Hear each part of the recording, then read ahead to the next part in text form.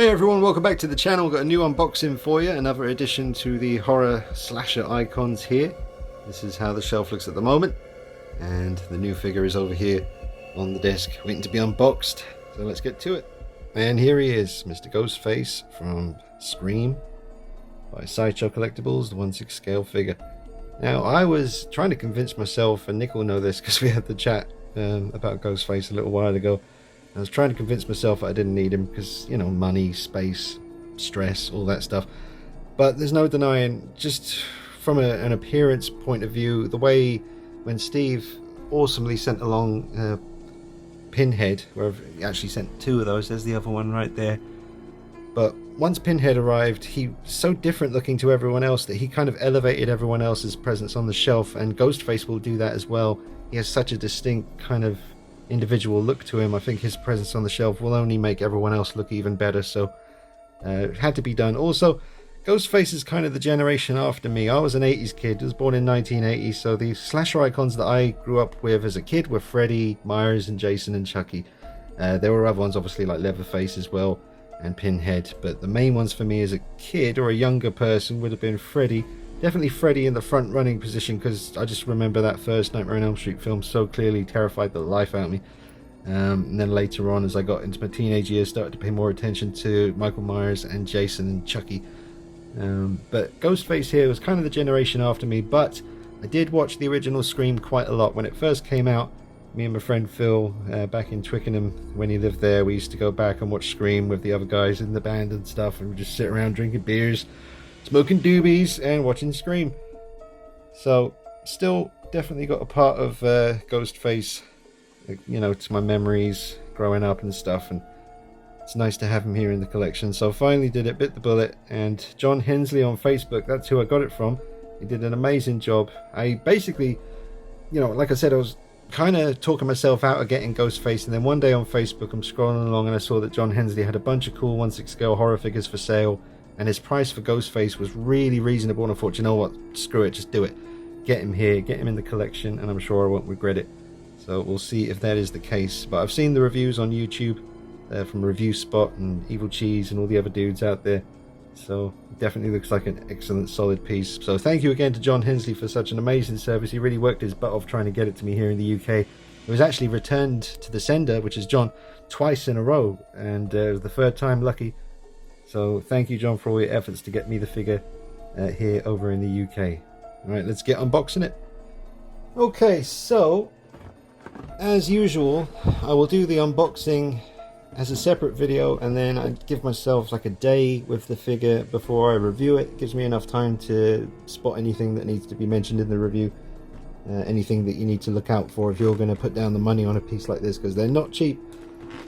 So this will just be an unboxing, just a little bit of first impressions, and then come back at you tomorrow with the review. Let's see, oh, that's wrapped around there, so we just slip that off, and there is Mr. Ghostface inside. Now I have heard from other people's reviews that the mask on this Ghostface figure resembles more the Scream 4 Ghostface rather than the original, and when I watched the original again recently, I did notice there was a bit more of a wider kind of look to the mask. But I can already tell that the material they've chosen for Ghostface here is nice and thin, like really, really thin. It's really good. Let's just take off the protective wrapping with the hand area. Alright, now let's take this off there. And there we go. Ghostface from Scream. He's going to look awesome on the shelf with the rest of the horror guys, man. There's no denying that, and I can't wait to have him in a real kind of aggressive coming for you pose. I can feel a bit of loose joints already, kind of a bit typical with my experience with the Sideshow Collectibles figures, particularly in this kind of crunch section here, quite loose. So I might have to do a body swap at some point. I'll let you know how that goes in future videos. But really nice material, very happy with that, and the mask looks good. Here's the base. Absolutely piss poor. I mean, there's nothing on there. They used to at least have the kind of embossed, still in black. You could barely see it, but at least it was something. He used to, on the Freddy one, it says Nightmare on Elm Street. On the Jason one, it says Friday the 13th. This one, nothing. Absolutely nothing. No name, nothing. That is just, why bother? I mean, at least it's a stand. It'll hold him up, but come on, man. Like, could have just had Scream, or at least Ghostface here, like a little name plaque or some blood spray or something. Alright, so here is Ghostface standing on the desk. We have his minimal but efficient accessories. You've got 2 knives, one clean, one bloody. I will have to get in touch with Shadow Fergo on Instagram and try and get a real metal knife for this guy, just to heighten the piece a little bit. But you get some cool hand kind of poses, one for kind of cleaning the blood off the blade, which I've seen a lot of the other collectors on YouTube utilizing the poses, and the proportions look good. Now in the movie, this kind of tie-up section here, that was not in, he wasn't wearing that in the movie. It was just a long flowing continuous kind of flow, which gave him that kind of ghostly look as he was running with the kind of those kind of trailing kind of sections, which we're gonna have some fun with that in the poses during the review coming up on the channel. Just an unboxing for now, folks, so make sure you subscribe, hit the like button, it would help me out a bunch, and keep your eye on the channel because the full review will be coming up, and then after that, can't wait to see him with the rest of the horror icons on the shelf. But yeah, for the review I will remove this for the more movie accurate look, but I'll leave it on for this unboxing just so you can see the figure exactly how he will appear if you decide to buy him. Now I want to save a lot of this technical review stuff for the actual review, but I will say I was very curious about whether he has double bend elbows, and he does not.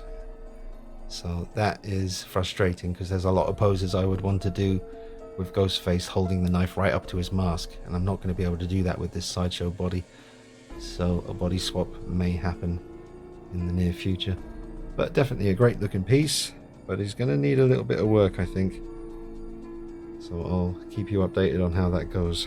But I'm going to leave it for now, folks. It's just an unboxing, first impressions. I am really happy with the piece, but as usual, with the Sideshow stuff that I've had in my experience, Sideshow Freddy, Sideshow Jason, Sideshow Catwoman, Sideshow Joker, Sideshow Harley, and now Sideshow Ghostface, they all needed work out of the box to get them to a slightly higher level. So I will let you know how that goes, but keep an eye out for the review coming up on the channel really soon. Should be a really fun one. Really looking forward to bringing you this review, and I hope you've enjoyed this unboxing. Alright guys, I'll see you soon. Take it easy. Bye bye.